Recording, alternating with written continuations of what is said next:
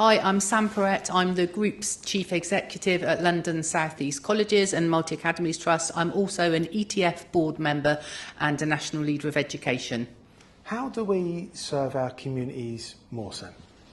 Well, I think this is something that FE colleges do really well as organisations. So we meet local training needs, we prepare our staff and our students for the needs of the local workforce. But more than that, as a sector, we add so much more value, whether it's through our estate and the role of opening up our colleges out to the community, or whether it's actually how we prepare our students for working lives. Fundamentally, the college sector is integral to the lives of our local communities and actually builds communities.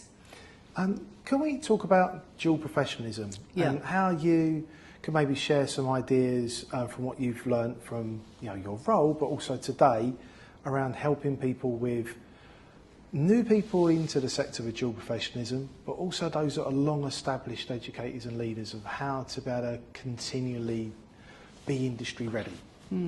It's a real challenge, actually, I think, for those of us leading organisations in the sector, because not only are we seeing a huge recruitment challenge of bringing people into the sector, so vacancy levels typically running around about 10% within our sector, actually retaining our dual professional qualified expert staff is a real challenge too. So if we look at my own organisation in London and we think about the construction industry, we're running vacancy levels around about 12 to 15%, and that's partly driven by the salaries that we're able to pay. And I know there is some dispute over why we can't pay higher salaries to those staff, but it is really difficult when you're running an organisation to justify differentiated salaries between staff based on whether they teach an in-demand area like electrical or plumbing, or nursing or health and care, versus somebody who teaches hair and beauty or business that perhaps is less in demand.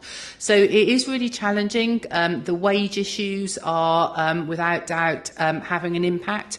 We try all sorts of flexibilities. There are some really good incentives from the Department for Education now to bring more people into further education. But ultimately, I think that it's really hard to really think about this as a social value issue, which often comes down to for people that actually they're at the end of their careers and they want to give back, or if they're in the construction industry, they come in during the winter because it's a bit colder. That's not going to sustain ourselves longer term. So we really do need a really fundamental review of our workforce in FE, and we need to really develop career routes and pathways for people coming in to teach, so that they can ultimately then become leaders and future managers. Because not only do we have these issues in our skilled dual professionals, we have huge leadership issues within our sector, and we need to really encourage people to step into FE, but to understand the route from the classroom to the CEO is achievable for those colleagues as well.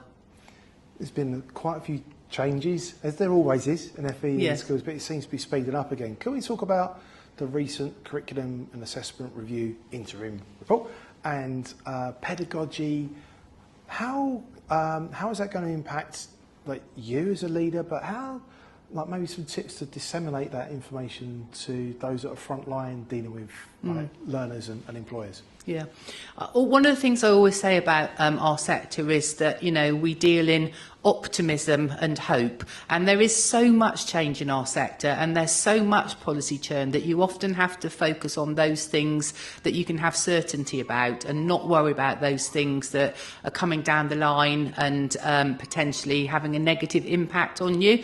But I have to say that in relation to the curriculum review, the interim report from the team led by Professor Becky Francis, there is good reason to have hope, I think, at this point in time, because although the review only went up to 16 years old. What's really, really clear is that the group, and we have 2 college CEO principals on that group, which is really good to see, John Laramie from Exeter and Lisa McLaughlin from Nelson and Colne College. And what you can see from their impact and what you can see of that report is there is a deep understanding of the issues pre-16 that are having an impact on post-16.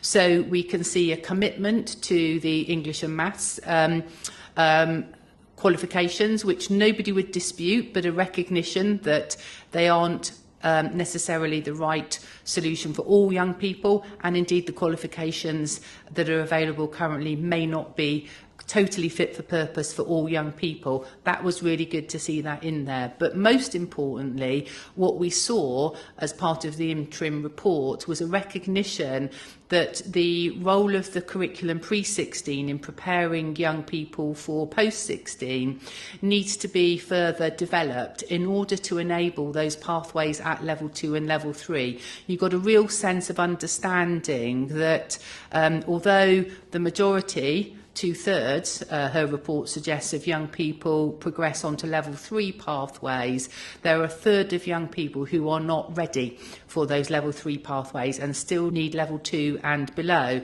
And I think that's one of the things that we as principals and CEOs and the Association of College and others have been saying, which is that, you know, the T-level pathway is an excellent one for those young people who come in with the requisite qualifications, but many young people, and colleges like my own have actually the reverse proportion. We have 2/3 at level 2 or below and 1/3 at level 3. Those pathways into level 3 are not always linear, and they sometimes take 2 to 3 years. So I think I'm really encouraged to see that there's recognition that those pathways need to be enhanced, and that will lead to better collaboration, I think, between schools, academies and colleges to make sure that those young people who are potentially the level 2 or below entrants have better seamless integration and progression.